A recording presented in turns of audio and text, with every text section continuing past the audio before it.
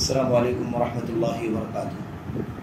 ان الحمد للہ نحمده ونستعینه ونستغفره ونعوذ باللہ من شرور انفسنا وسیئات اعمالنا من يهده الله فلا مضل له ومن يضلل فلا هادي له واشهد ان لا اله الا الله وحده لا شريك له واشهد ان محمدا عبده ورسوله اما بعد فان خير الحديث كتاب الله وخير الهدي هدي محمد صلى الله عليه وسلم وشر الأمور محدثاتها وكل محدثة بدعة وكل بدعة ضلالة وكل ضلالة في النار۔ اعوذ باللہ من الشیطان الرجیم، بسم اللہ الرحمن الرحیم۔ والعصر ان الانسان لفی خسر الا الذین آمنوا وعملوا الصالحات وتواصوا بالحق وتواصوا بالصبر۔ مسجد اہل حدیث مرود کے قابل احترام ذمہ داران، یہاں کی جماعت کے قابل قدر، قابل تکریم، قابل احترام بزرگان، حوصلہ مند نوجوانوں، قابل احترام ماؤں اور بہنوں، عزیز بچوں، یہ اللہ تبارک و تعالیٰ کی توفیق ہے کہ اللہ تعالیٰ نے اپنے دین کی دعوت اور اس کی نشر و اشاعت کے اس موقع پر آپ سے ملاقات کی توفیق عطا فرمائی۔ اللہ تبارک و تعالیٰ سے دعا کرتے ہیں کہ اللہ عز و جل ہم سبوں کو اپنے اس گھر میں جو اکٹھا ہونے کی توفیق عطا فرمائی ہے، اللہ تعالیٰ ہمارے اس اکٹھا ہونے کو قبول فرمائے، اور اللہ تبارک و تعالیٰ ہم سب کو اس مجلس سے، جس میں انشاءاللہ تبارک و تعالیٰ اعلان کے مطابق اللہ کے کلام قرآن کریم کی ایک بہت ہی زیادہ مختصر لیکن نہایت جامع سورت کی تفسیر اور تشریح پر بات ہونی ہے۔ اللہ تبارک و تعالی ہمیں اور آپ کو اس مجلس سے مستفید ہونے کی توفیق عطا فرمائے، آمین رب العالمین۔ آج کے اس درس کا جو عنوان ہے، جو موضوع ہے، مضمون ہے، وہ ہے تفسیر سورہ عصر۔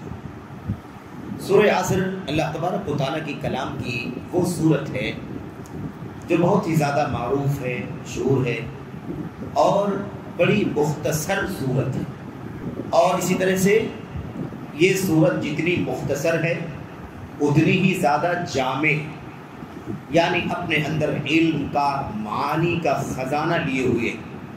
اس بات کو سمجھنے کے لیے یہ صورت کتنی زیادہ اہم ہے اور ہم سب کی زندگی میں اس کا تربیتی اثر، اس کا ایمانی اثر، اور اسی طرح سے اللہ تبارک و تعالیٰ نے ہمیں اور آپ کو دنیا میں جو زندگی گزارنے کے لیے بھیجا ہے، پیدا کیا ہے، اس زندگی میں ہمیں سب سے زیادہ فکر کس بات کی ہونی چاہیے؟ ہماری اور آپ کی زندگی میں سب سے بڑا نفع کیا ہے، سب سے بڑا فائدہ کیا ہے، سب سے بڑا پروفٹ کیا ہے؟ اس بات کو سمجھنے کے لیے امام طبرانی رحمۃ اللہ علیہ نے ایک روایت نقل کی ہے، جس میں حضرات صحابہ کرام کی سیرت کا ایک نمونہ ہمارے سامنے بیان ہوتا ہے۔ سورہ عصر کی ہم تلاوت کرتے ہیں، پڑھتے ہیں، والعصر ان الانسان لفی خسر الا الذین آمنوا وعملوا الصالحات وتواصوا بالحق وتواصوا بالصبر۔ 3 آیتوں پر مشتمل ایک جامع سورت اللہ تبارک و تعالیٰ نے اپنے کلام میں اتاری ہے، نازل فرمائی ہے۔ امام طبرانی رحمۃ اللہ علیہ روایت نقل کرتے ہیں، صحیح روایت، صحیح سند کے ساتھ۔ علامہ البانی رحمۃ اللہ علیہ نے اور دیگر علماء نے اس روایت کو صحیح قرار دیا ہے۔ اس میں کان الرجلان من اصحاب رسول اللہ صلی اللہ علیہ وسلم اذا التقیا لم يفترقا الا على ان يقرأ احدهما على الاخر سورة العصر ثم يسلمان یا ثم يسلم احدهما الاخر ثم يفترقان۔ یہ حدیث ہمیں ایک بہت بڑا پیغام دیتی ہے اور ہمارے ذہنوں میں، ہمارے دلوں میں اس سورت کی عظمت اور اس کے مقام کو بٹھاتی۔ اللہ کے نبی صلی اللہ علیہ وسلم کے صحابہ کرام میں سے جب 2 ساتھی کہیں بھی ایک دوسرے سے ملاقات کرتے تھے تو ملاقات جب ہو جاتی تو ملاقات ہوتے ہی سلام کرنے سے پہلے یہ کہتے کہ بھائی پہلا کام آپ سورہ عصر پڑھ کر کے ہمیں سنائیں اور ہم سورہ عصر پڑھ کر کے آپ کو سنائیں، اور پھر اس کے بعد سلام کرتے اور سلام کر کے پھر جدا ہو جائیں۔ علماء کہتے ہیں کیا بات تھی سورہ عصر کے اندر، کیوں سورہ اخلاص کو کیوں نہیں پڑھتے تھے؟ سورہ اخلاص کو کیوں نہیں پڑھتے؟ ایسا کیوں نہیں کرتے تھے کہ سورہ اخلاص کے بارے میں کہیں کہ سورہ اخلاص، اللہ کے نبی نے فرمایا نا سورہ اخلاص کے بارے میں انہا تعدیل ثلث القرآن، سورہ اخلاص قرآن کریم کے 1/3 کے برابر ہے۔ قل یا ایھا الکافرون کے بارے میں اللہ کے نبی نے فرمایا انہا تعدیل ربع القرآن، قرآن کریم کے 1/4 کے برابر ہے۔ اللہ تبارک و تعالیٰ کی توحید کا بیان ہے۔ پورا قرآن کریم اگر 3 موضوعات پر سے تقسیم کر دیا جائے تو قرآن کریم کے اندر جو 3 موضوعات ہیں بڑے بڑے مرکزی موضوعات، اس میں سے ایک موضوع اللہ تبارک و تعالیٰ کی توحید کا موضوع ہے، دوسرا موضوع احکام کا ہے، حلال و حرام کا ہے، نماز، روزہ، حج، زکوٰۃ، صدقات، خیرات، نکاح، طلاق، شادی، بیاہ، لین دین، خرید فروخت کے سارے احکام بیان کیے گئے۔ 1/3 اللہ تبارک و تعالیٰ کا کلام احکام پر مبنی ہے۔ تیسرا جو حصہ ہے وہ انبیاء علیہ السلام اور ان کی قوموں کے واقعات اور قصے بیان کیے گئے، تاکہ اس امت کے نبی محمد رسول اللہ صلی اللہ علیہ وسلم اور آپ کی امت کے علماء، دعات ہے نا، یہ اس سے سبق حاصل کریں، نصیحت حاصل کریں، کیسی کیسی مصیبتیں، کیسی کیسی پریشانیاں اللہ تبارک و تعالیٰ کی راہ میں، اللہ تعالیٰ کی دین کی دعوت دینے میں، توحید کا مشن اٹھانے میں، توحید کا عالم بلند کرنے میں کیسی کیسی مصیبتیں، کیسی کیسی پریشانیوں کا سامنا کرنا پڑتا ہے۔ تو اس راہ میں حوصلہ ملے، ہمت ملے، تجربہ حاصل ہو، اور انبیاء علیہ السلام اس دنیا میں کیسے کیسے آئے، قوموں سے اللہ تبارک و تعالیٰ کے حکم کا، اللہ کے پیغام کا تذکرہ کیا، اللہ کے پیغام کو پہنچایا ان تک، اور پھر قوم نے کیا رویہ اختیار کیا۔ ان تمام چیزوں کو سمجھ کر کے ہمیں اس امت میں دین کی دعوت دینے میں مدد ملے، اور اس کے ذریعے سے ہم اور آپ اپنی ہمت کو مضبوط کر لیں، اپنے حوصلے کو مضبوط کریں۔ اس لیے تو قرآن کریم کا ایک حصہ توحید پر مبنی ہے، اور سورہ اخلاص پوری کی پوری توحید پر مشتمل ہے کہ نہیں؟ اور قل یا ایھا الکافرون سورہ اخلاص کے بالمقابل کافروں کو مخاطب کر کے کفر سے، شرک سے، بت پرستی سے بیزاری کا اعلان، بائیکاٹ کا اعلان۔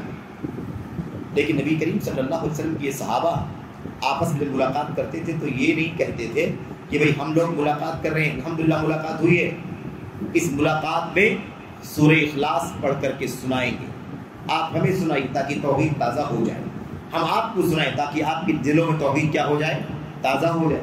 قل یا ایھا الکافرون پڑھ کے سناؤ تاکہ شرک سے، بت پرستی سے بیزاری کا اعلان ایک بار پھر ہو جائے۔ یہ نہیں کرتے تھے۔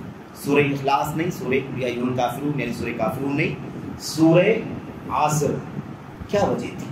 اس لیے کہ اس کے اندر پیغام بڑا عظیم شان ہے، عجیب و غریب بات ہے۔ انسانی زندگی میں تنبیہ، انسانی زندگی کی صورتحال، اس کی نزاکت اس صورت کے اندر بیان کر دی گئی ہے۔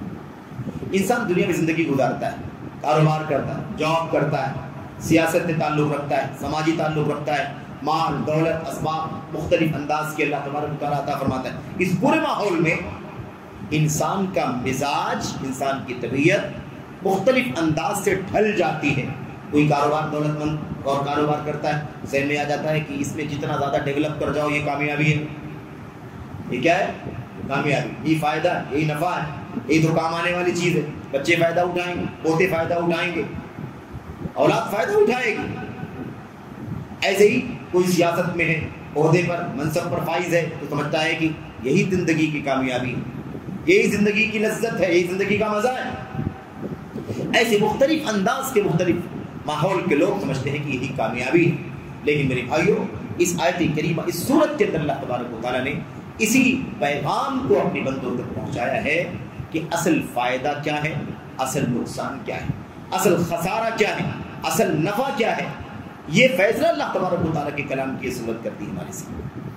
میرے بھائیوں، ہمارے پاس دنیا میں کیا ہے، کیا نہیں ہے، کس کے مالک ہیں، کس کے مالک نہیں ہے، یہ سب ایک طرف، اللہ تبارک و تعالیٰ کے کلام کی صورت ایک طرف۔ اسی لیے صحابہ کرام جب ملاقات کرتے تھے تو کہتے تھے بھائی سورۃ عصر کی تلاوت کرو، اعوذ باللہ من الشیطان الرجیم، بسم اللہ الرحمن الرحیم، والعصر، قسم ہے وقت کی، قسم ہے زمانے کی۔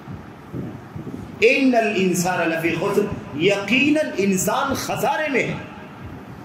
استثناء، کون خسارے میں نہیں ہے؟ اس کی وضاحت میں اللہ تبارک و تعالیٰ نے 4 الفاظ استعمال کیے، 5واں کچھ نہیں۔ اور یہ کامیابی، یہ خسارہ، اس خسارے کا معیار، اس کامیابی کا معیار، اس نفع کا معیار، اس نقصان کا معیار میں نہیں ہوں، آپ نہیں ہیں، پڑھا لکھا آدمی نہیں ہے، جاہل آدمی نہیں ہے، سماجی اسٹیٹس والا آدمی نہیں ہے، کاروباری نہیں ہے، سیاسی آدمی نہیں ہے، بصیرت والا آدمی نہیں، تجربے کار آدمی نہیں، کوئی نہیں۔ کون ہے؟ اللہ تبارک و تعالیٰ۔ اللہ تعالیٰ کے ہاں خسارہ کسے کہتے ہیں اور نقصان کسے کہتے ہیں، اور خسارے اور نقصان سے بچنے کے لیے کرنا کیا پڑے گا؟ کون ہے جو خسارے سے باہر ہے، کون ہے جو نقصان سے باہر ہے؟ اس کا اعلان اللہ تبارک و تعالیٰ نے اپنے کلام کے اندر فرما دیا ہے۔ آج خسارہ نقصان، فائدہ پروفٹ ہے نا، ربح، اس کا فیصلہ کرنے کے لیے بہت سارے معیار قائم کر لیے گئے۔ دولت معیار ہے، سیاست معیار، عہدہ معیار، شہرت معیار، نام معیار، نمود معیار، مختلف معیار بنا دیے گئے ہیں خسارے، نفع کے، فائدے کے۔ لیکن اللہ تبارک و تعالیٰ کا یہ فرمان، اللہ تبارک و تعالیٰ کی کلام کی آیت کریمہ ہمیں بتلاتی ہے کہ انسان خسارے میں ہے، کچھ بھی ہے اس کے پاس خسارے میں ہے۔ خسارے میں کون نہیں ہے؟ جس کے پاس یہ 4 خوبیاں موجود ہیں۔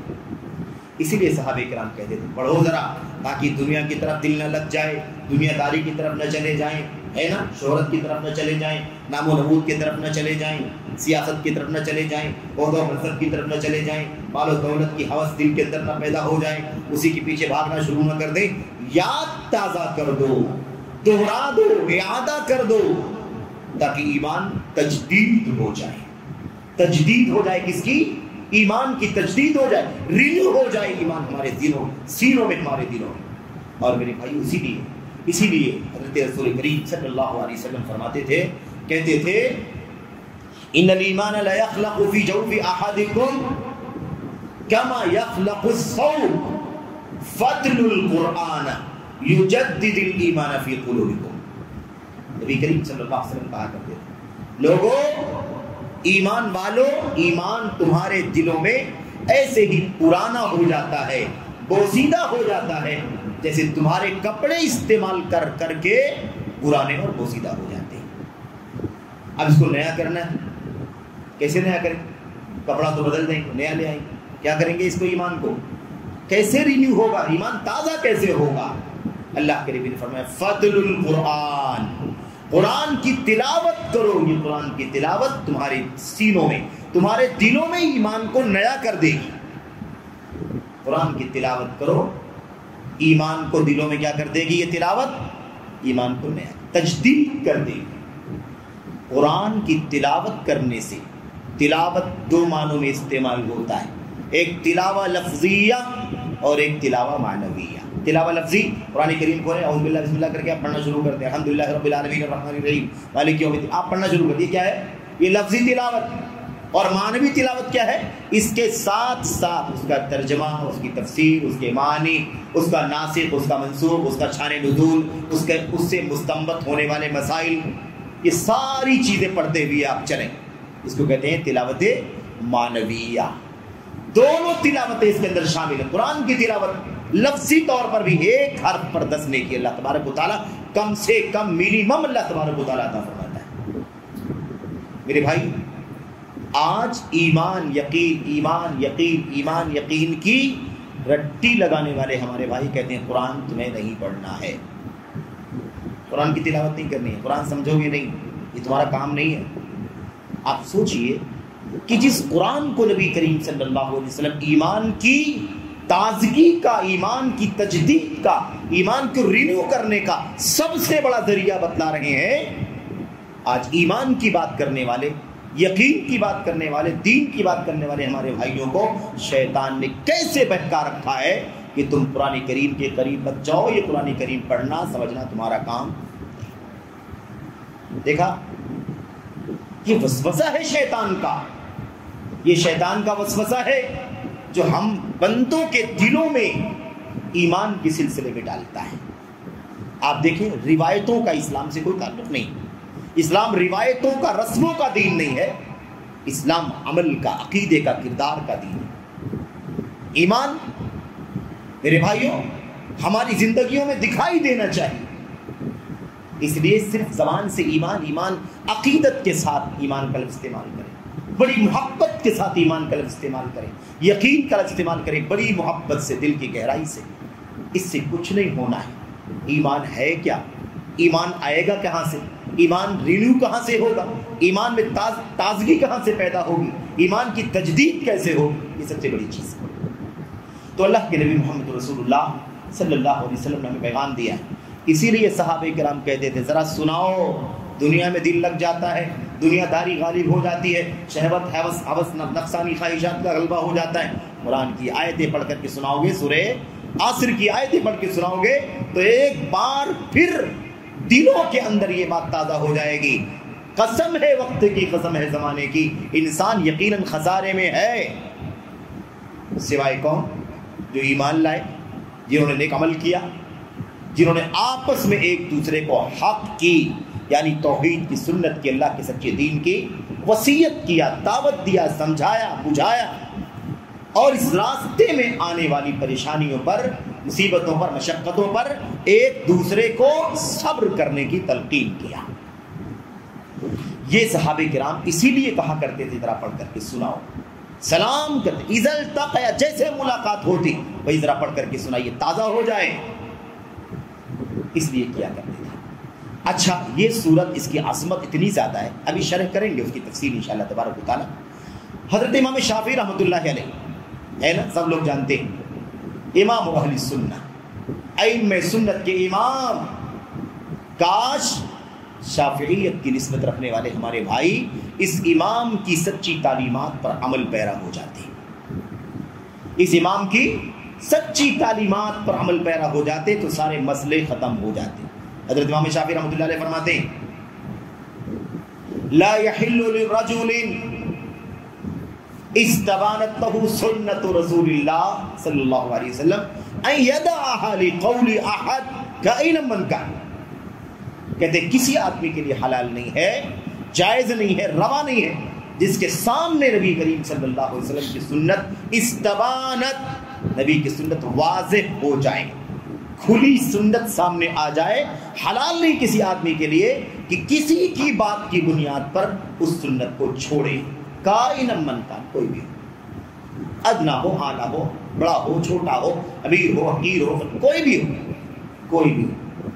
یہ اس امام کا, میرے بھائی بشک اس امام کی دعوت.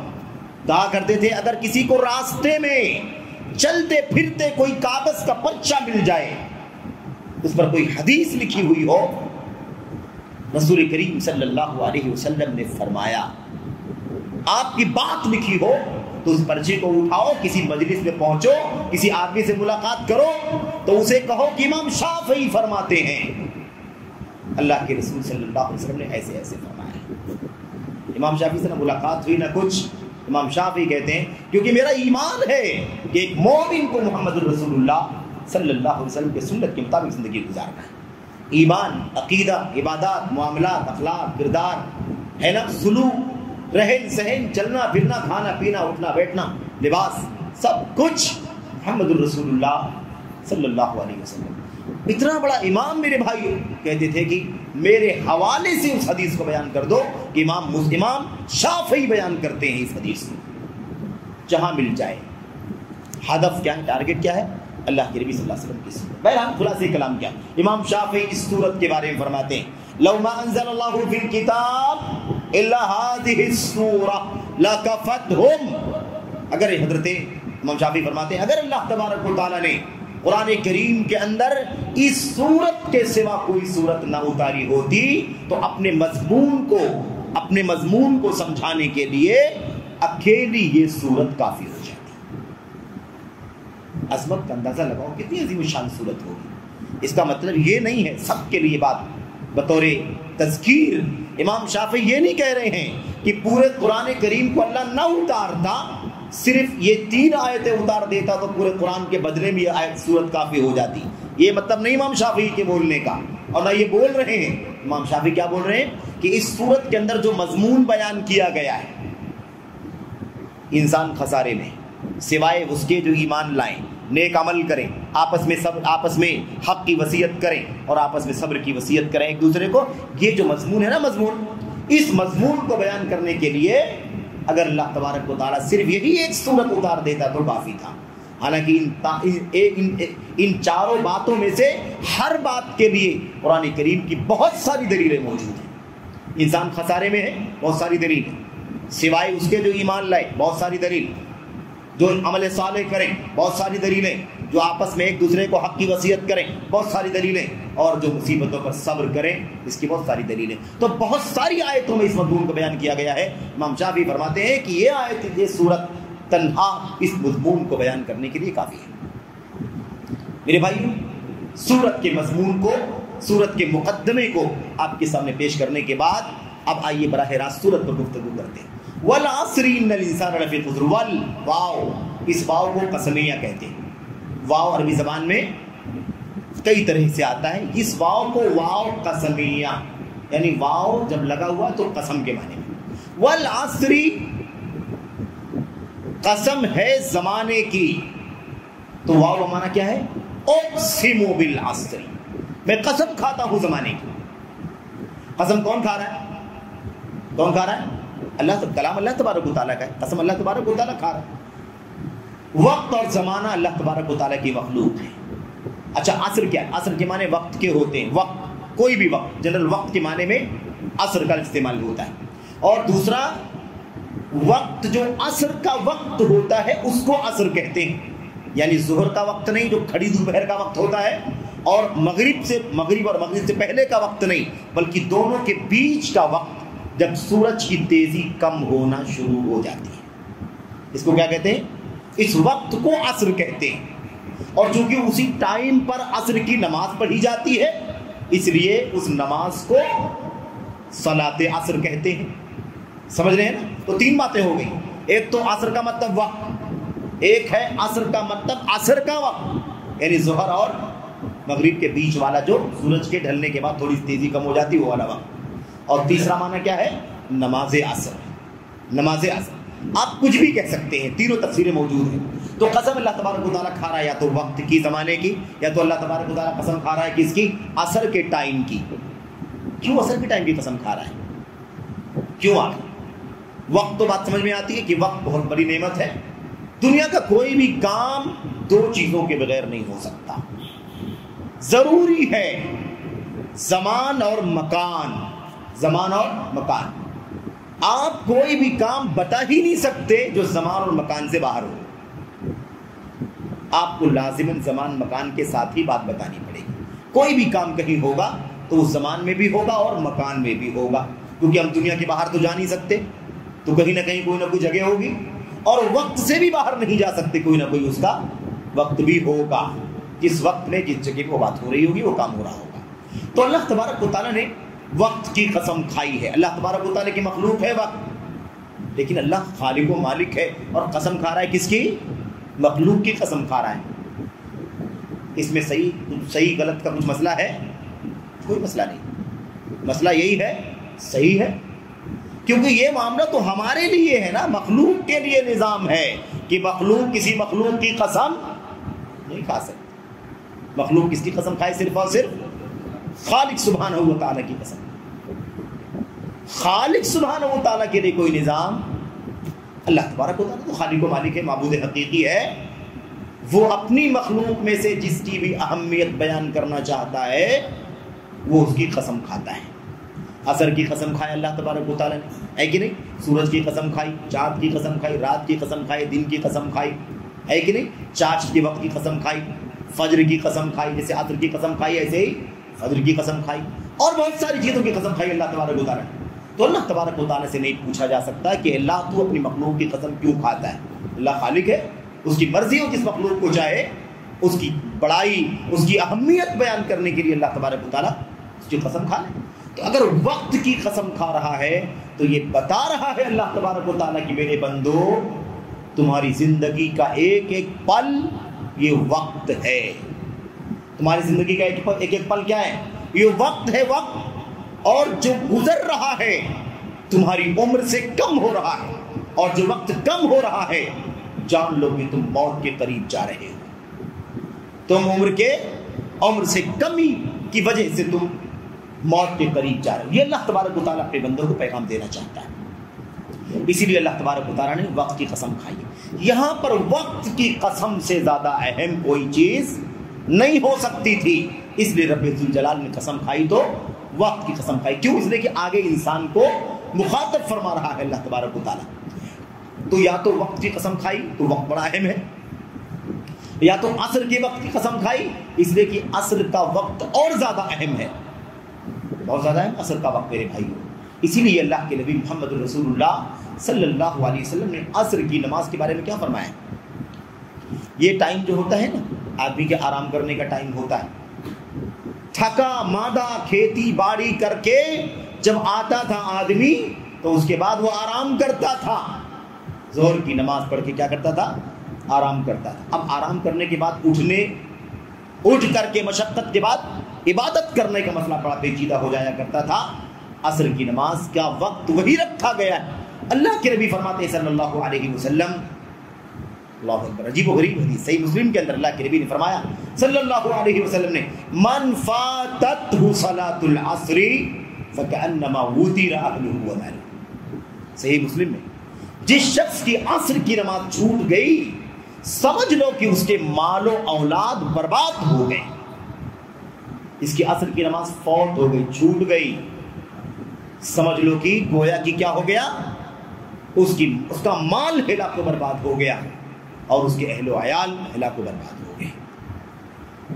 ये बात फजर के लिए नहीं फरमाई अल्लाह के नबी ने, ये बात इशा के लिए नहीं फरमाई। आपने ये तो कहा कि मुनाफिक के लिए सबसे ज्यादा भारी और मुश्किल नमाज इशा और फजर की नमाज है, लेकिन ये नहीं फरमाया कि जिसकी इशा की नमाज छूट गई उसके गोया की मालो औलाद तबाह हो गए, हिलाको बर्बाद हो गए। असर की नमाज का मकाम बड़ा अजीब मेरे भाई, बड़ा ऊंचा मकाम। इसीलिए अल्लाह तबारक व तआला ने वल अस्र कहा, आगे का मजमून समझाने के लिए, इंसान को उसकी जिंदगी के मकसद को समझाने के लिए, नफा और नुकसान बतलाने के लिए अल्लाह ताला ने असर की नमाज की कसम खाई। और असर की नमाज की अगर बात मान ली जाए कि अल्लाह ने असर की नमाज की कसम खाई तो असर की नमाज का मकाम बहुत ज़्यादा ऊंचा है। क्यों?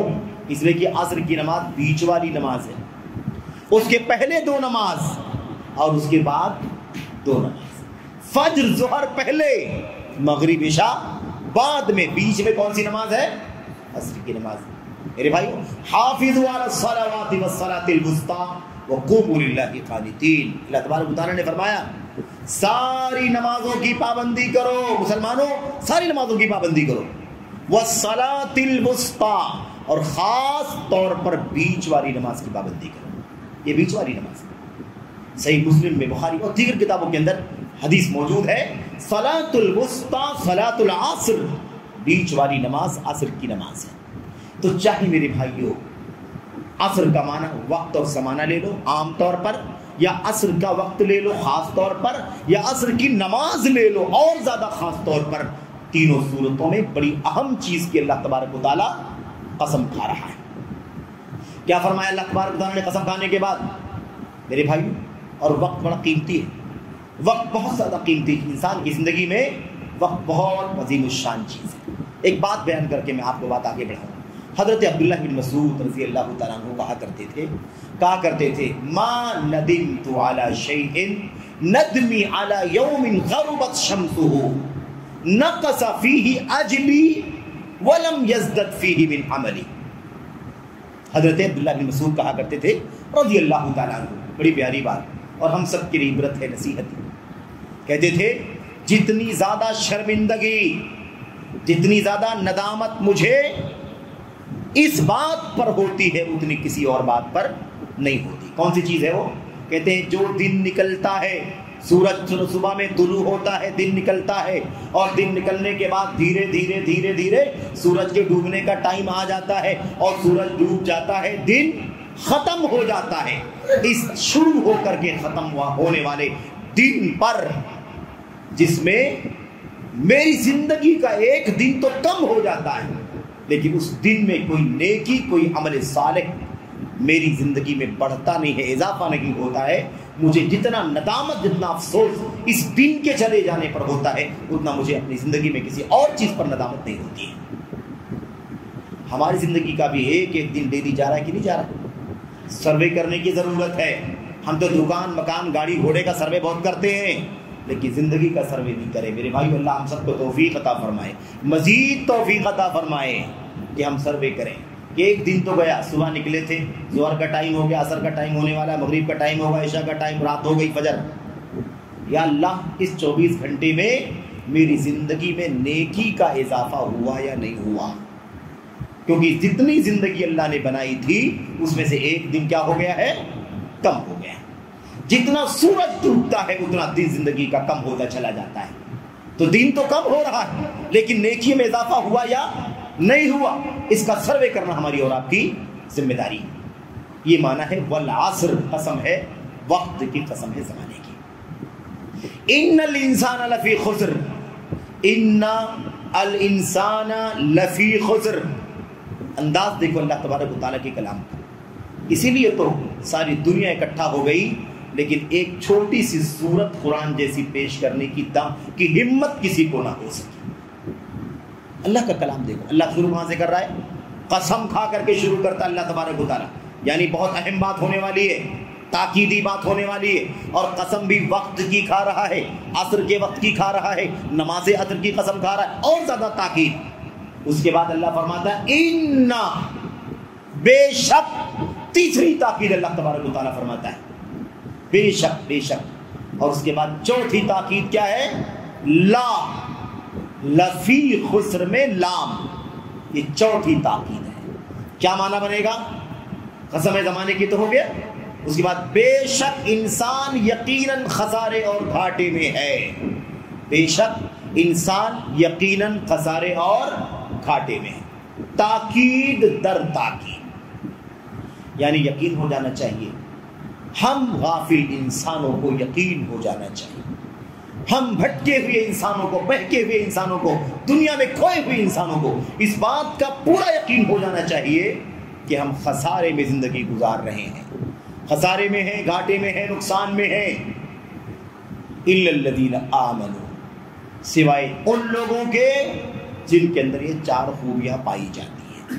تو اللہ تبارک و تعالیٰ نے پوری تاکید کے ساتھ انسان کے بارے میں بیان فرما دیا کہ انسان خسارے میں ہے, گھاٹے میں ہے, ٹوٹے میں ہے, نقصان میں ہے, دیوالیہ پن کا شکار ہے, کھویا ہوا ہے اس کا سارا سب کچھ سرمایہ. الا الذین آمنوا, سوائے ان چار صفات والے انسانوں کے, ان چار صفات والے انسانوں کے. اچھا کیا چار صفات ہو میرے بھائیوں؟ یہی ہے مسئلہ. سوائے لوگ جو ایمان لائے, عمل صالح کیا, حق کی وصیت کیا آپس میں, اور آپس میں ایک دوسرے کو صبر کی وصیت کیا. ایک سے زیادہ صحابہ کرام رضوان اللہ تعالی علیہ مجمعین جب ہجرت کر کے مکہ سے مدینہ تشریف لائے, مکے والوں نے ایمان کی وجہ سے, توحید خالص کی وجہ سے, شرک سے, بت پرستی سے توبہ کر لینے کی وجہ سے, اور اس بنیاد پر کنبے, قبیلے, بھائی, دوست, احباب سے بھی رشتہ ناتا رہے نہ رہے, اس کی پرواہ نہ کرنے کی وجہ سے کیا ہوا میرے بھائیوں؟ جب مکہ سے ہجرت کر کے مدینہ جانے لگے تو مکے والوں نے ظلم کا کوئی کام باقی نہ چھوڑا جسے انجام نہیں دے دیا. کہاں جا رہے ہو؟ مکہ چھوڑ کے مدینہ, نبی, اپنے نبی کے ساتھ محمد کے پاس. ٹھیک ہے جاؤ, جاؤ, نہیں مانو گے تو جاؤ, لیکن یاد رکھو مکے میں تم تھے, تمہاری کوئی پراپرٹی اب تمہاری پراپرٹی نہیں رہے گی.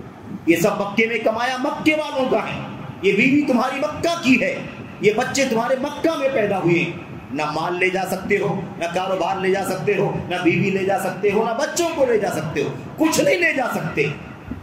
کتنے واقعات پیش آئے, 1 2 3 4 نہ جانے کتنے واقعات پیش آئے. سیرت کے اندر چند واقعات موجود ہیں اس حوالے سے. جب مکہ سے ہجرت کر کے مدینہ پہنچے, نبی کریم صلی اللہ علیہ وسلم نے فوراً خبر لی, بھلا بتاؤ کیا حال رہا بھائی, کیا حال رہا, اے میرے ساتھی, میرے دوست, بتاؤ کیا حال رہا, کیسے حالات سے گزر کر کے آئے, معاملہ ٹھیک ٹھاک تو رہا؟ ہاں, اللہ کے نبی صلی اللہ علیہ وسلم آ تو گیا لیکن مال نہیں لا سکا. درہم و دینار کی تھیلی تھی لیکن نہیں لانے دیا, بیوی کو نہیں لانے دیا, بچوں کو نہیں لانے دیا, گھر بار سب چھین لیا, بیوی بچوں کو بھی چھین لیا, درہم و دینار اور سب کچھ مال دولت سب چھین لیا.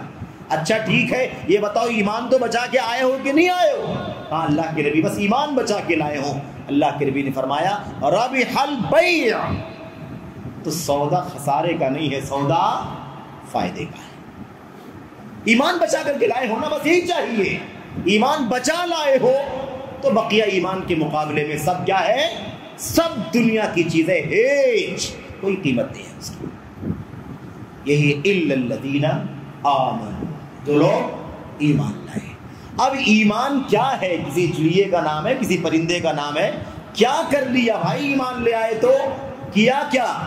ایمان کسے کہتے ہیں؟ ایمان آمنا یؤمنو، آمنا یؤمنو ایمانا فہو مؤمن، ایمان لایا، ایمان لاتا ہے، اور وہ کون ہے؟ ایمان لانے والا ہے، یعنی مومن ہے۔ تو لوگ ایمان لائے، ایمان بمانا تصدیق، یقین، زبان سے بولنا، دل سے یقین کرنا، اور اس زبانی اقرار دل کی تصدیق کے مطابق عمل کر کے دکھانا، یہ تینوں چیزیں کیا ہیں؟ ایمان ہے۔ ایک بھی کچھ کم ہوا تو پھر ایمان سے انسان باہر نکلا۔ زبان سے کہا دل سے نہیں، منافقت ہے کہ نہیں؟ زبان سے کہا اور دل میں ایمان نہیں ہے تو کیا بن جائے گا؟ یہ نفاق بن جائے گا میرے بھائیوں، یہ نفاق بن جائے گا۔ اور زبان سے بھی کہہ رہا ہے، دل سے یقین بھی کر رہا، عمل نہیں کر رہا ہے، چلے گا کیا؟ نہیں چلے گا۔ ایسے شخص کو مرجی کہتے ہیں، یعنی ایمان تو رہے لیکن عمل نہ کرے۔ بہت آسان ہو جائے گا پھر تو کچھ کرنا ہی نہیں ہے، بس یقین رکھو کافی ہے، ایسے نہیں چلے گا۔ اور اگر مثال کے طور پر میرے بھائیوں زبان سے کہتا ہے اور اللہ تبارک و تعالیٰ کے لیے اس بات پر یقین اور دل سے تصدیق نہیں ہے تو یہ آدمی ریاکار ہے، دکھاوا کرنے والا ہے۔ یہ کیا ہے؟ ریاکاری کرنے والا ہے۔ تو اللہ تبارک و تعالیٰ فرماتا ہے الا الذین آمنوا، سوائے ان کے جو ایمان لائے۔ تو ایمان تین چیزوں کا نام ہے، زبان سے کہنا، دل سے یقین کرنا، اور عمل کر کے دکھانا، بہت اختصار کے ساتھ کیونکہ وقت زیادہ نہیں ہے، اور بنیادی باتیں انشاءاللہ تبارک و تعالیٰ آ جائیں گی۔ ایک بات یہ ہے، اب ہم جب ایمان کی بات کرتے ہیں تو ایمان کی فہرست میں 6 چیزیں آتی ہیں۔ کتنی چیزیں آتی ہیں؟ 6 چیزیں آتی ہیں۔ اللہ تبارک و تعالیٰ کی وحدانیت پر ایمان، اللہ کی توحید، ربوبیت کے اعتبار سے کہ اللہ کے سوا کوئی رب نہیں ہے، عبادت کے اعتبار سے اللہ کے سوا کوئی سر ٹیکے جانے کے قابل نہیں ہے، اسماء و صفات کے اعتبار سے جتنے بھی نام قرآن میں حدیث میں اللہ تبارک و تعالیٰ کے آئے ہوئے ہیں ان ناموں کا اللہ کے سوا کوئی حقدار نہیں۔ یہ ہو گئی بات۔ ایسے ہی میرے بھائیوں دوسری چیز کیا ہے؟ فرشتوں پر ایمان، کتابوں پر ایمان، رسولوں پر ایمان، تقدیر پر ایمان، اور کیا باقی بچا؟ یوم آخرت پر ایمان۔ یہ 6 چیزیں میرے بھائیوں، ان تؤمن باللہ وملائکتہ وکتبہ ورسلہ وبالیوم الآخر وبالقدر خیرہ وشرہ۔ 6 چیزوں پر یقین ہونا چاہیے، اور اس کی ساری تفصیلات ہیں میرے بھائیوں، اس کا یہ موقع نہیں ہے۔ اللہ تبارک و تعالیٰ پر ایمان کا مطلب ہے اللہ کی وحدانیت کا، اللہ کی توحید کا سب سے پہلے علم حاصل کرنا۔ اللہ کے نبی محمد رسول اللہ صلی اللہ علیہ وسلم کو اللہ تبارک و تعالیٰ فرماتا ہے فَاعْلَمْ أَنَّهُ لَا إِلَهَ إِلَّا اللَّهُ وَاسْتَغْفِرْ لِذَنبِكَ۔ اے اللہ کے نبی صلی اللہ علیہ وسلم، آپ علم حاصل کیجئے، آپ پہلے جانیے کہ اللہ کے سوا کوئی سچا عبادت کے قابل نہیں۔ وہ نبی جو نبی امت کے سامنے کہتا تھا انا اعلمکم باللہ، اے میری امت کے لوگوں میں تم میں سب سے زیادہ اللہ تبارک و تعالیٰ کے بارے میں علم رکھنے والا ہوں۔ انا اخشاکم للہ، میں تم میں سب سے زیادہ اللہ تبارک و تعالیٰ سے ڈرنے والا ہوں۔ انا اتقاکم للہ، میں تمہیں سب سے زیادہ اللہ کا تقوی اختیار کرنے والا ہوں۔ اس نبی کو اللہ تبارک و تعالیٰ کیا فرماتا ہے؟ فاعلم انہ لا الہ الا اللہ، آپ جانیے کہ اللہ کے سوا کوئی سچا عبادت کے قابل نہیں ہے۔ تو عبادت سب بعد میں، عمل بعد میں، کردار بعد میں، سب سے پہلے کیا چاہیے؟ سب سے پہلے تو علم چاہیے، اللہ کی معرفت، اللہ کے وجود کی معرفت، اللہ کی ربوبیت کی معرفت، اللہ کی ربوبیت کی معرفت، اللہ کے اسماء و صفات کی معرفت، اللہ تبارک و تعالیٰ کی عظمتوں کی معرفت، اس کے افعال کی معرفت وغیرہ وغیرہ۔ توحید کے جو تین پہلو ہیں، ان تینوں پہلوؤں سے اللہ تبارک و تعالیٰ کی وحدانیت کا ہمیں علم ہونا چاہیے۔ اس لیے آپ جانتے ہیں نا، توحید کا ہم توحید کی 3 قسمیں جو کرتے ہیں قرآن کریم کے مطابق، سنت کے مطابق، وہ توحید کی اندر کی قسمیں نہیں ہیں۔ اللہ تبارک و تعالیٰ کی وحدانیت کو 3 طرح سے تسلیم کرنا، یہ معنی ہے۔ رب ہونے کے اعتبار سے اللہ تعالیٰ اکیلا ہے، عبادت کیے جانے کے اعتبار سے اللہ تبارک و تعالیٰ اکیلا ہے، ناموں اور صفات کے اعتبار سے اللہ تبارک و تعالیٰ اکیلا، یہ معنی ہے۔ کچھ لوگ کہتے ہیں ایک طرف یہ لوگ توحید کی بات کرتے ہیں اور پھر توحید کے بعد 3 ٹکڑے کر دیتے، تو توحید کہاں باقی بچتی ہے؟ سمجھ رہے ہیں نا؟ کہتے ہیں جیسے عیسائیوں کے ہاں تثلیث ہے، ایسے مسلمانوں کے ہاں بھی تثلیث ہے۔ یہ لوگ کہتے ہیں توحید ایک اللہ کی عبادت، اور پھر کہتے ہیں توحید کی 3 قسمیں۔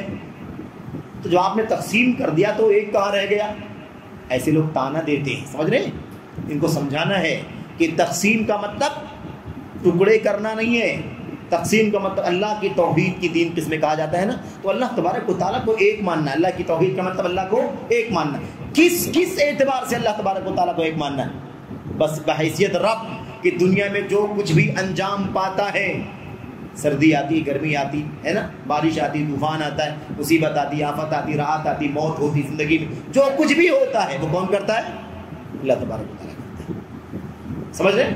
اور دوسرا اعتبار اللہ تعالیٰ کو عبادت کے اعتبار سے اکیلا تسلیم کرنا، جتنی بھی عبادت کی چیزیں ہیں ان عبادات کو صرف اللہ تبارک و تعالیٰ کے لیے انجام دینا، تو عبادات کی حیثیت سے اللہ تبارک و تعالیٰ کو اکیلا حقدار اور مستحق تسلیم کرنا، یہ کیا ہے؟ توحید الوہیت۔ تیسری چیز کیا ہے؟ اللہ تبارک و تعالیٰ کی صفات اور اللہ تعالیٰ کے کمالات، اللہ تبارک و تعالیٰ کے نام جو بہت سارے ہیں، جن کی تعداد تو ان گنت ہے، حقیقت میں اللہ کے ناموں کی صفات کی تعداد اللہ کے سوا کوئی نہیں جانتا ہے۔ قرآن کریم میں، حدیثوں میں اللہ کے نبی صلی اللہ علیہ وسلم کی جتنے اللہ تعالیٰ کے نام اور صفات آئے ہوئے ہیں ان پر ہمارا یقین ہے، ان ناموں کے ساتھ یقین ہے، اور جن ناموں کو اللہ نے ہمیں نہیں بتلایا ہے ہمارا اس پر ایسے ہی سرسری اجمالی طور پر ایمان ہے کہ وہ سارے نام اللہ کے ہیں جو اللہ تبارک و تعالیٰ نے اپنے علم غیب میں چھپا رکھا ہے۔ ٹھیک ہے، اس کے بعد یہ ہو گئی بات اللہ تبارک و تعالیٰ کی توحید۔ جب اللہ تبارک و تعالیٰ پر ہم نے ایمان لے آئے، ایمان قبول کر لیا، اب کیا کرنا ہے ہمیں؟ وعامل الصالحات۔ اب ایمان لائے تو ایمان کا سب سے پہلا کام کیا تھا؟ اللہ تبارک و تعالیٰ کی معرفت، اللہ کو پہچانے، اس کی ربوبیت کو جانے، اس کی الوہیت کو جانے، اس کے ناموں کو جانے، اس کی صفات کو جانے، اس کی عظمتوں کو جانے، اس کی کبریائی کو جانے، اس کے افعال کو جانے۔ یہ بات ہو گئی۔ دوسرا کام کیا ہے؟ دوسرا کام ہے وعامل الصالحات، اور جن لوگوں نے عمل صالح کیا۔ ایک بات سمجھ لینا ضروری ہے، وہ کیا ہے؟ وہ یہ ہے کہ انسان یقیناً خسارے میں ہے سوائے جو لوگ ایمان لائے، وعامل الصالحات اور نیک عمل کیا، وتواصوا بالحق اور آپس میں حق کی وصیت کیا اور آپس میں صبر کی وصیت کیا، اور ایسے اللہ تعالیٰ نے فرمایا ہے نا۔ اس اور کا مطلب یہ ہے کہ ایک ساتھ میں سب ہونا چاہیے۔ خسارے سے باہر کون ہے؟ نقصان سے کون بچے گا؟ جس کے پاس ایک ساتھ میں یہ ساری چیزیں پائی جاتی ہیں۔ ایسا نہیں کہ 4 قسم کے لوگ خسارے سے باہر ہیں، جو ایمان لائے وہ بھی خسارے سے باہر ہیں، عمل کریں نہ کریں، دعوت دیں نہ دیں، ایسے نہیں۔ اور ایسا بھی نہیں، خسارے میں کون ہے؟ سارے انسان خسارے میں سوائے جو نیک عمل کریں، چاہے ایمان صحیح ہو چاہے نہ ہو، ایسے نہیں۔ ایمان بھی چاہیے، عمل صالح بھی چاہیے، اور اس کو اللہ تبارک و تعالیٰ کے بندوں کو پہنچانا بھی چاہیے، وصیت بھی کرنی چاہیے، اور وصیت کے راستے میں تکلیف آئے تو اسے صبر خندہ پیشانی کے ساتھ برداشت بھی کرنا چاہیے۔ ایک ساتھ میں سب ہونا چاہیے، ورنہ ایک آدمی ایمان لے کے بیٹھا رہے گا، عمل نہیں کرے گا، دوسرا آدمی عمل ہی کرتا رہے گا، توحید کا کوئی عطا پتہ اس کے نہیں۔ ایسے بہت سارے لوگ ہیں دنیا کے اندر، بہت سارے لوگ آپ کو ملیں گے جو ایمان والے ہیں لیکن عمل زندگی میں ان کے نہیں ہے۔ یہ بھی خسارے میں ہے کہ نہیں ہے؟ کتنے لوگ خاندانی اہل حدیث ہیں، خاندانی دادے پرکھوں کے زمانے سے اہل حدیث ہیں، لیکن زندگی میں نہ نماز ہے، نہ روزہ ہے، نہ حلال کی کوئی تمیز، نہ حرام کی کوئی تمیز، نہ کاروبار میں کوئی فکر، کچھ نہیں. لیکن ہے اہل حدیث. کیوں؟ اس لیے کہ کبھی قبر پر نہیں جاتے، کبھی مزاروں پر نہیں جاتے، کبھی شرک کا کام نہیں کرتے، کبھی کفر کا کام نہیں کرتے، کبھی غیر اللہ کو نہیں پکارتے، غیر اللہ کے سامنے ہاتھ نہیں اٹھاتے، کبھی اللہ کے گھر کے سوا کسی کا طواف نہیں کرتے، لیکن اللہ کے گھر کی نماز، اللہ کے گھر میں آ کے نماز بھی کبھی نہیں پڑھتے. ایسے بہت سارے لوگ ملیں گے، سمجھ رہے ہیں؟ تو شرک و کفر نہیں کرتے، لیکن اللہ تبارک و تعالیٰ کی دین پر عبادات سب سے پہلے عمل بھی نہیں کرتے، بے عمل. اللہ کی توحید. اب یہاں پر یہ نقطہ سمجھا دینا ضروری ہے، یہ آپ ذہن میں اچھی طرح سے بٹھا لیں کہ ایک آدمی اگر کلمہ توحید لا الہ الا اللہ محمد رسول اللہ پڑھتا ہے، اس کا یقین بھی ہے، بالکل یقین ہے، دل میں یقین ہے کہ اللہ کے سوا کوئی سچا معبود نہیں ہے، صرف وہی عقیدہ عبادت کے قابل ہے، اور زبان سے بھی وہ بات کہہ رہا ہے، لیکن وہ عمل نہیں کر رہا ہے، گرچہ وہ شرک بھی نہیں کرتا، کفر بھی نہیں کرتا. تو یاد رکھیں کہ اگر وہ بالکل بھی عمل نہیں کرتا ہے تو اس کا مطلب یہ ہے کہ اس کا ایمان بھی درست نہیں ہے. کیوں معلوم آپ کو؟ اس لیے کہ ایمان 3 چیزوں کا نام ہے. ایمان 3 چیزوں کا نام ہے: زبان سے کہنا، دل میں یقین کرنا، اور عمل کر کے دکھانا. کوئی آیت کریمہ آپ کو اللہ کے کلام کی آیت میں، قرآن میں، کلام میں نہیں ملے گی جس میں اللہ تبارک و تعالیٰ نے الذین آمنوا کے ساتھ وعاملوا الصالحات نہ کہا ہو. جو لوگ ایمان لائے اور نیک عمل کیا، ایمان کے ساتھ عمل کیا ہے؟ مست ضروری ہے، اس کے بغیر میرے بھائیوں، ان الذین آمنوا وعاملوا الصالحات کانت لهم جنات الفردوس نزلا. جو لوگ ایمان لائے اور نیک عمل کیا، اس ایمان کے تقاضے کے مطابق کیا کیا؟ عمل کیا، نیک عمل کیا. اللہ اکبر. کانت لهم جنات الفردوس نزلا، ان کے لیے جنت الفردوس بطور ضیافت اور مہمانی اللہ تبارک و تعالیٰ نے تیار کر رکھا ہے. کتنی آیتیں ہیں، چاہے آگے چاہے پیچھے چاہے سیاق میں، لیکن آپ کو عمل، ایمان کے ساتھ عمل کا تذکرہ ضرور ملے گا. تو اگر کوئی شخص اگر بالکل عمل نہیں کرتا ہے تو میرے بھائیوں بہت خطرناک ہے، یہ تقریباً کفر کے برابر ہے. یاد رکھو، علماء نے کتابیں لکھی ہیں اس پر. مجرد ترک العمل کفر فی الدین. ایک آدمی صرف زبان سے بولا ہے، دل سے یقین رکھا ہے، وہ تو اللہ تبارک و تعالیٰ جانتا ہے دل میں یقین ہے کہ نہیں، لیکن یقین کے ساتھ ہم مانتے ہیں کہ یقین کیا ہے، عمل نہیں کرتا ہے، بالکل عمل کا نام و نشان نہیں ہے، تو یہ بھی دین کے اندر کیا ہے؟ کفر ہے. ہاں ایک آدمی عمل کرتا ہے، پڑھتا ہے، نماز رکھتا ہے، روزہ، لیکن کبھی کوتاہی بھی کرتا ہے، کبھی سستی بھی ہو جاتی ہے، کبھی غفلت بھی ہو جاتی ہے، تو اس کا معاملہ کیا ہے؟ اس کا معاملہ الگ ہے، وہ کوتاہی کرنے والا مانا چاہیے. تو ضروری ہے میرے بھائیوں میرے. اچھا جناب علی، اب کیا ہوا؟ اللہ تبارک و تعالیٰ فرماتا ہے وعاملوا الصالحات، نیک عمل کیا. عمل صالح کسے کہتے ہیں؟ جس کو بزرگوں نے کہا ہے کہ اچھا عمل ہے، جس کو کتابوں میں لکھا گیا ہے، جس عمل کے فضائل بیان کیے گئے ہیں، جس عمل پر اجر و ثواب بیان کیا گیا، جنت کا وعدہ کیا گیا، جہنم سے بچنے کا وعدہ، اللہ کی رحمت، مغفرت، سفارش، کیا وہ نیک عمل ہے؟ ایسا کچھ نہیں. نیک عمل وہ ہے جس پر محمد الرسول اللہ صلی اللہ علیہ وسلم کی سنت کی مہر لگی ہوئی. آپ نے بتایا ہو کہ یہ عمل نیک ہے، آپ نے کیا ہو اس عمل کو، آپ کے سامنے عمل کیا گیا ہو اور آپ نے ڈانٹا نہ ہو، منع نہ کیا ہو، اس عمل کو کیا کہا جائے گا؟ اس کو عمل صالح کہا جائے گا. تو عمل صالح کسے کہتے ہیں؟ جو اللہ کے نبی کی سنت کے مطابق ہو. امام ابن تیمیہ رحمۃ اللہ علیہ نے اپنی کتابوں میں لکھا ہے جماع الدین اصلان، دین اسلام کا خلاصہ 2 بنیادیں. دین اسلام کا خلاصہ کیا ہے؟ 2 بنیادیں. اگر کوئی پوچھے اسلام جو آپ لوگ فالو کرتے ہو مسلمانوں، اسلام فالو کرتے ہو، اسلام کیا ہے؟ 2 لفظوں میں بتاؤ اسلام کیا ہے. تقریر نہیں کرنا آدھے گھنٹے کی، 1 گھنٹے کی، 2 لفظوں میں بتاؤ اسلام کیا ہے. کیا جواب دیں گے؟ اسلام کیا ہے؟ 2 لفظوں میں. اللہ کے نبی صلی اللہ، امام ابن تیمیہ رحمۃ اللہ علیہ فرماتے ہیں اگر کوئی کہے تو یہ جواب تم دے دینا. کیا؟ اسلام یہ ہے اللہ یعبد الا اللہ و اللہ یعبد اللہ الا بما شرع. یہ 2 جملے میں اسلام اس بات کا نام ہے کہ عبادت صرف اللہ تبارک و تعالیٰ کی جائے، نمبر 1. نمبر 2، وہ عبادت نبی کریم صلی اللہ علیہ وسلم کے طریقے کے مطابق کی جائے. اسلام. اس سے باہر اسلام نہیں میرے بھائی. سارا اسلام ان دو جملوں میں سمٹا ہوا ہے. اس لیے عمل صالح کب ہوگا؟ عمل صالح کب ہوگا؟ جب نبی کریم صلی اللہ علیہ وسلم کی سنت میں اس کا کوئی ثبوت موجود ہوگا، اس کی کوئی اصل موجود ہوگا. ورنہ کتنا بھی اچھا لگے، کتنا بھی محنت کا کام ہو، نماز ہی ہو، روزہ ہی ہو، لیکن وہ عمل کبھی اچھا نہیں ہو سکتا جب تک کہ وہ کام اس وقت میں اتنی تعداد میں اور میرے بھائیوں اسی کیفیت میں جس کیفیت میں نبی کریم صلی اللہ علیہ وسلم نے کیا ہو، تب تک کوئی بھی عمل نیک نہیں ہو سکتا. سعید بن مسیب رحمۃ اللہ علیہ مشہور تابعی، سید التابعین، فجر کی نماز سے پہلے اذان ہو جانے کے بعد ایک آدمی نے دو رکعت کر کے کئی رکعت نماز پڑھ ڈالی. سنت فجر سے پہلے کتنی سنت ہے؟ 2 رکعت. رکعت الفجر خیر من الدنیا وما فیہا، ہے کہ نہیں؟ اس نے 2 رکعت پڑھا، پھر سلام پھیرا، پھر پڑھا، پھر سلام. سعید بن مسیب دیکھ رہے تھے، جب اس نے سلام پھیرا 2 4 6 کے بعد سلام جب پھیرا تو اس سے پوچھا، کہا بھی کیا پڑھ رہے تھے؟ کہا سنت پڑھ رہا ہوں. کہا کتنی رکعت؟ کیا یہ کیا بات ہوئی کتنی رکعت؟ سنت پڑھ رہا ہوں، 2 پڑھوں 4 پڑھوں 6 پڑھوں. کہا نہیں، اللہ کے نبی نے 2 ہی پڑھا ہے.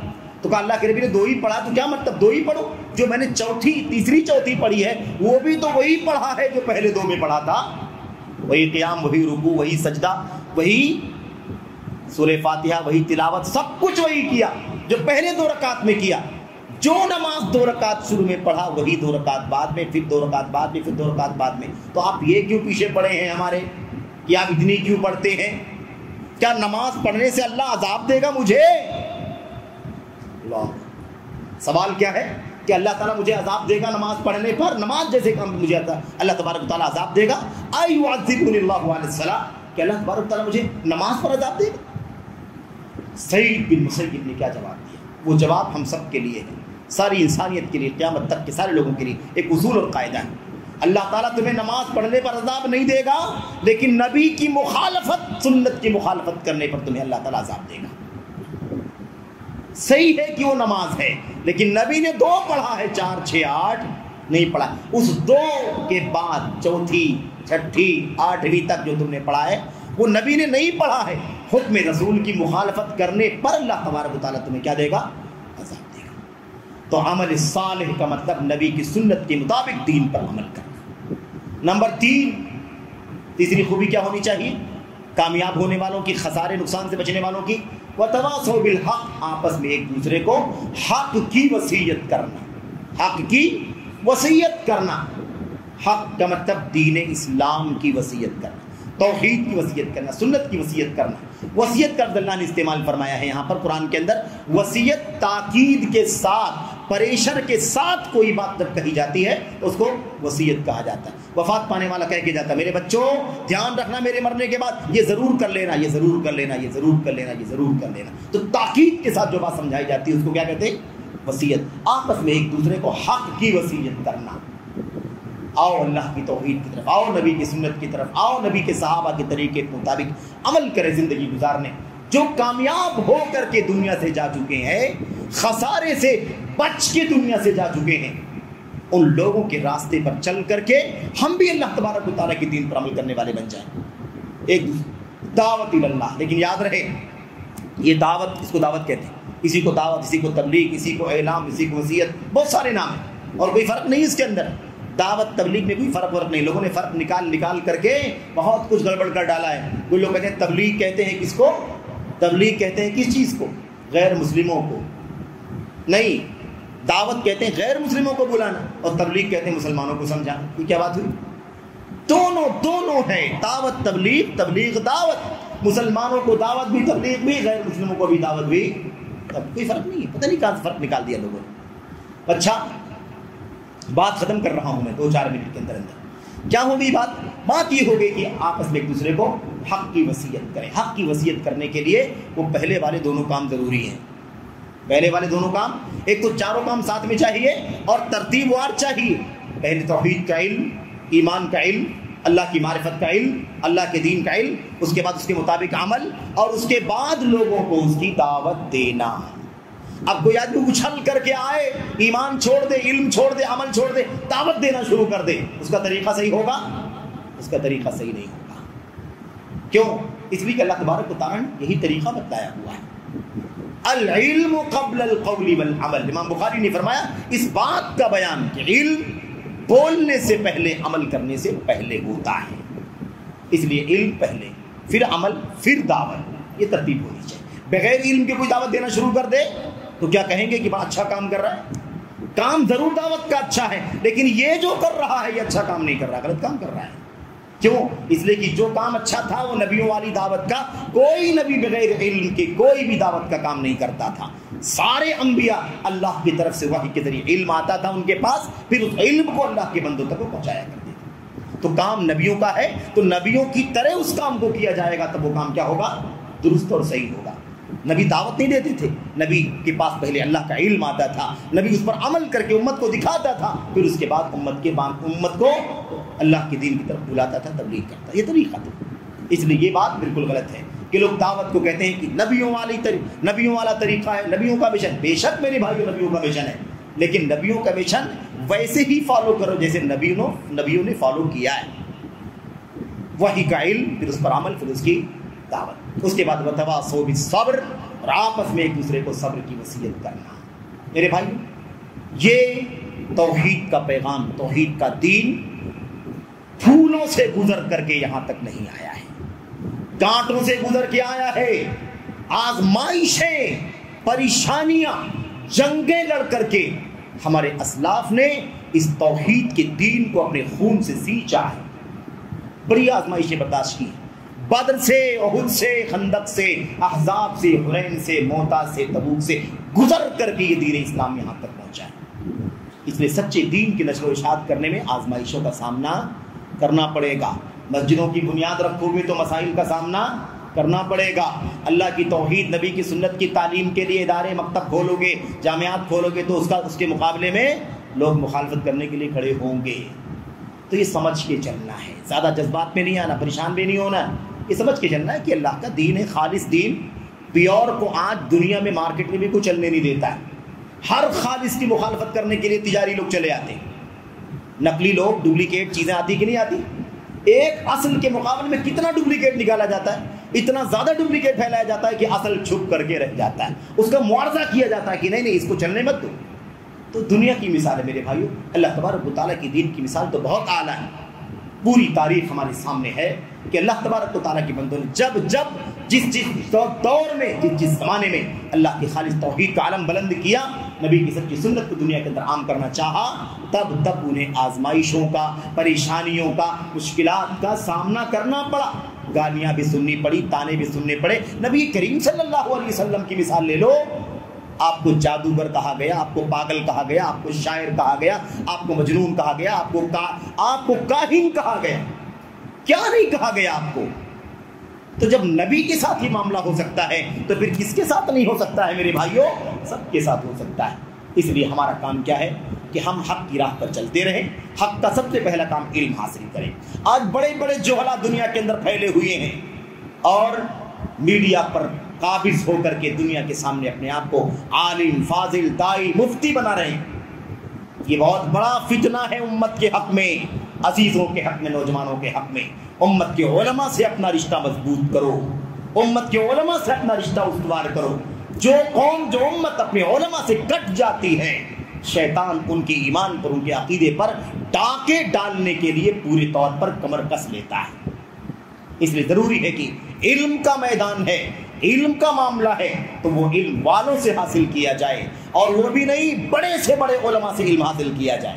ابن مسعود نے کہا تھا کبرا، اپنے علماء سے، بڑے بڑے علماء سے جب تک امت کے لوگ علم حاصل کریں گے، بھلائی میں رہیں گے، خیر میں رہیں گے، کامیابی میں رہیں گے، فائدے میں رہیں گے میرے بھائیو۔ اور جب لوگ چھوٹے چھوٹے سے، ایک دم ہے نا، چھوٹے چھوٹوں سے علم حاصل کریں گے، یا نااہلوں سے علم حاصل کریں گے، عقل پرستوں سے علم حاصل کریں گے، ادھر ادھر سے کچھ چیزیں ہے نا جو لوگ سیکھ لیں اور دنیا کے سامنے اپنے آپ کو دائی عالم بنا کر پیش کریں، ان سے جڑ کر کے علم حاصل کریں گے، کیا اللہ کیا فرمایا ابن مسعود نے؟ ہلاکو، تو ہلاک و برباد ہو جائیں گے۔ اس لیے بہرحال ہمیں اس سے بچنے کی ضرورت ہے۔ اللہ سے دعا کرتے ہیں کہ اللہ تبارک و تعالیٰ ہمیں اللہ تبارک و تعالیٰ اپنے کلام کی اس چھوٹی سی اور بہت جامع صورت جو اپنے اندر ایمان، عمل، دعوت کی راہ میں آزمائش اور اس کا سولوشن لے کر کے یہ پیغام دے رہی ہے کہ کامیاب ہونے والے صرف ان خصوصیات کے لوگ ہیں، خسارے سے بچنے والے، نقصان سے نجات پانے والے صرف یہ 4 صفات والے لوگ ہیں۔ اللہ سے دعا ہے کہ اللہ تبارک و تعالیٰ ہمیں ان صفات کا، ان خوبیوں کا خوگر بننے کی توفیق عطا فرمائے، ان صفات پر اترنے کی توفیق عطا فرمائے، ان صفات کے مطابق ہمیں اس دنیا میں رہنے، بسنے، جینے کی، اسی پر جینے کی، اسی پر مرنے کی توفیق عطا فرمائے۔ آمین رب العالمین۔ وصلی اللہ علیہ وسلم وبارک علی نبینا محمد وعلی آلہ وصحبہ اجمعین۔ السلام علیکم ورحمۃ اللہ وبرکاتہ۔